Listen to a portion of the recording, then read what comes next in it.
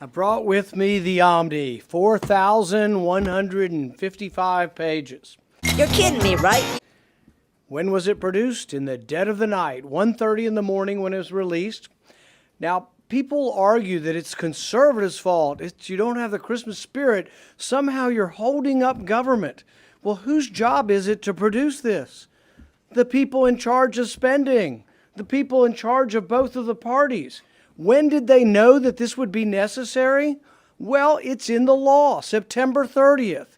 You got 9 months, almost 10 months, to produce a plan, to have a spending plan. They weren't ready on September 30th, so they voted themselves 90 more days. They weren't ready last week either, so they voted themselves another week.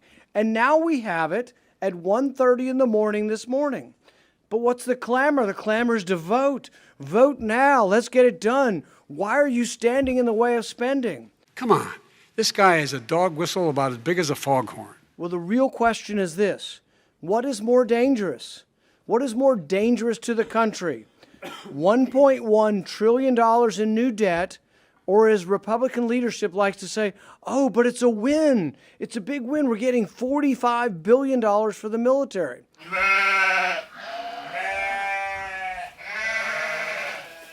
So which is more important? Which threatens the country more? Are we at risk for being invaded by a foreign power if we don't put $45 billion into the military? Or are we more at risk by adding to a $31 trillion debt? I think the greatest risk to our national security is our debt. The process stinks.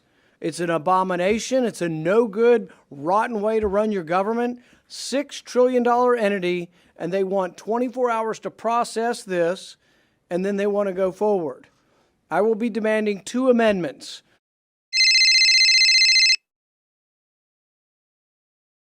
One, that this goes against the budget rules. The pay-go rules say you can't do this. You can't have all this new spending unless it's offset. We will also be demanding that the pay-go rules are increased. Instead of taking 60 votes to evade the rules, we're going to ask that it be a 2/3 vote to evade the rules. The American people don't want this. They're sick and tired of it. They're paying for it through the nose with inflation. Adding $1 trillion to the deficit will simply fuel the fires that are consuming our wages and consuming our retirement plans. It's a terrible system.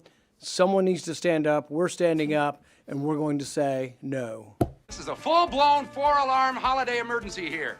We're going to press on, and we're going to have the happiest Christmas since Bing Crosby tap danced with Danny Kaye. Thank you, Rand. Thanks for bringing the prop. I think what I've found most disconcerting about this discussion, this debate, this process, is the whistling past the graveyard nature of it. We're talking about this is a big win in terms of conservatism, and for Republicans that we're getting a greater increase in defense spending.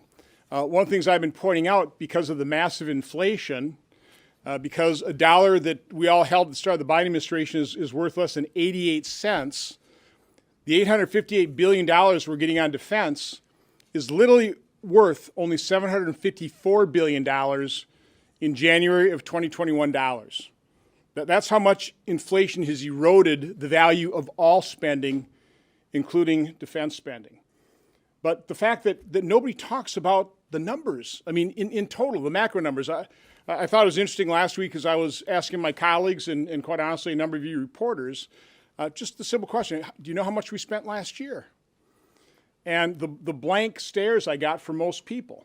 Now, I'm still asking that question. I think people are getting a little educated, so that now they're starting to answer. But the answer is $6.3 trillion last year. To compare that to before the pandemic, in 2019, we spent $4.4 trillion. The discretionary side, less than 70% of what we spend is going to be $1.65 trillion, which is 23% more than the $1.3 trillion we spent in 2019. I mean, again, that is a massive increase, and my concern is overall federal spending will probably be about $6 trillion for the fiscal year. Again, $6 trillion versus a baseline just 3 years ago of $4.4 trillion. Something's got to give.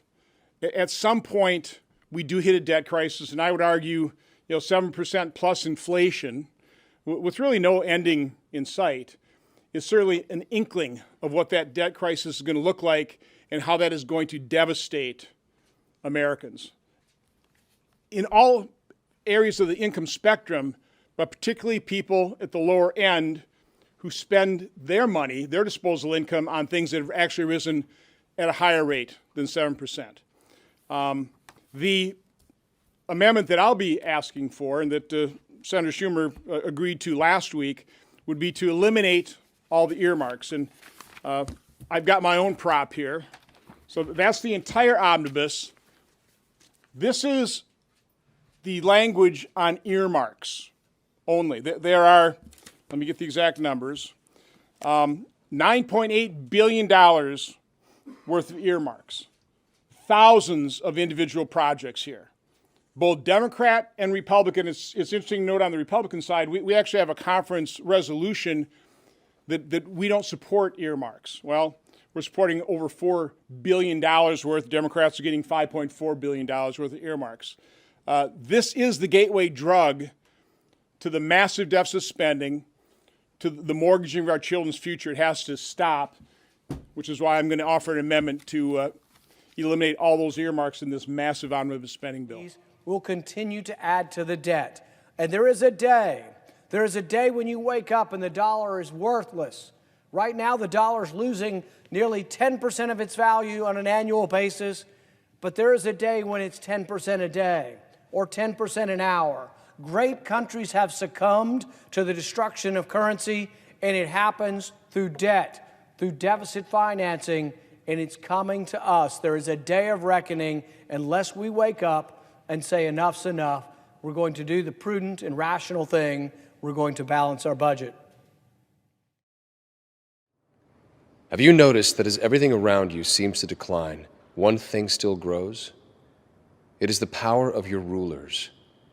None of their plans and directives have solved your problems or made your life better.